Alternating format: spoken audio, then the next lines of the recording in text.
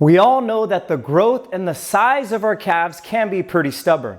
And if you're not dedicating the right time to train this muscle group, yours probably looks like this. Now, although some out there will argue that the size of your calves is purely genetic, I'm here to tell you that you can develop larger calf muscles. With the correct technique and the right exercises, you can increase your strength and the size of your calves. In this video, I'm gonna go over the most common mistakes I see people make when training this muscle group and go over which exercises I have found to be the most effective in targeting this muscle group.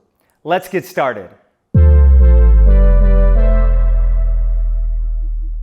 What's up guys, it's Dr. Mike, physical therapist.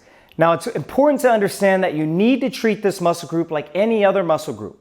Training it 2 to 3 times per week and progressive overload is gonna be key. Also, if this is one of your weakest body parts, it's going to be ideal for you to train this muscle group first while you're fresh so you eliminate any fatigue from any exercises on the legs. Now make sure to stick around to the end of this video because I'm gonna go over the one tip that no one is using now to maximize this muscle group. Let's get started into the first exercise, which is loaded standing calf raises. Not just any calf raise though, but a single leg calf raise from a standing deficit position. If you're just starting off, you can do this with no weight, but as it gets easier, I have found that it's easiest to load with dumbbells. You will be isolating one of the major calf muscles here called the gastrocnemius. Performing this from a deficit will allow for a deeper stretch in the ankle and will allow you to focus on one leg at a time. I've learned over time that when we perform exercises with both legs, we will naturally over-dominate with our stronger legs, especially when the muscles are worked until fatigue. Now notice here, if you just do a regular calf raise, your ankle motion is limited since your heel touches the ground.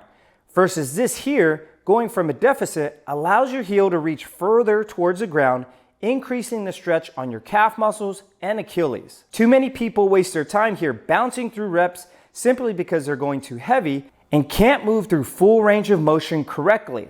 Or how about those that we see that can't fully lock out their knees, so they cheat by bending them a little. Now the biggest mistake I see people make here has to do with the foot position. As your heel is raising from the ground, you should be pushing through your big toe, not your other toes. This doesn't allow you to get a full contraction with your calf muscles, which is made solely to plantar flex the ankle, not make it go inward. So when you do this exercise, focus on going slow, especially on the lowering portion, using an eccentric contraction, feeling a nice stretch at the very bottom to improve ankle range of motion, and imagine pushing through your big toe straight through the ground while at the top. Next, we will move on to the seated calf raise.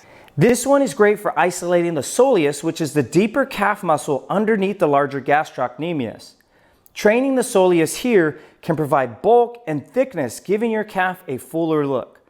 As a previous exercise, the concept still applies with allowing a deep stretch at the bottom, slow and controlled, and pushing through your big toe rather than your other toes. If you don't have one of those fancy machines at the gym, you can do this with heavy dumbbells, just like I'm doing here. Now, as I mentioned earlier, one of the major tips that no one's using when they're training their calf muscles is simply performing these exercises without wearing modern shoes. You can use barefoot shoes or even go barefoot to allow your ankles to move through further range of motion and allow your toes to fully grip the ground as you're raising up on your toes. Modern shoes have too much cushion and an elevated heel, so I believe it's fully going to be difficult to get a nice contraction while you're performing these exercises. Now, if you want to learn more on what barefoot shoes are and the benefits for your feet, check out my 2 videos here. Now, although I don't think this is necessary, I do believe there is some value into training your calf muscles with dynamic movements that replicate normal walking patterns and not just static exercises that we commonly use with free weights.